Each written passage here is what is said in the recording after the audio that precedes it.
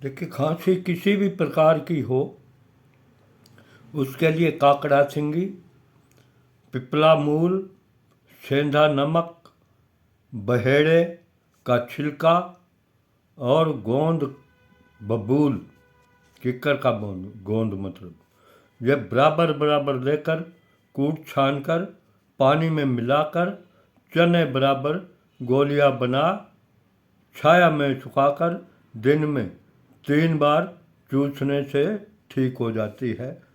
प्रयोग कीजिए। मेरे चैनल वैद्य जी करनाल को लाइक शेयर व सब्सक्राइब करते रहिए। धन्यवाद।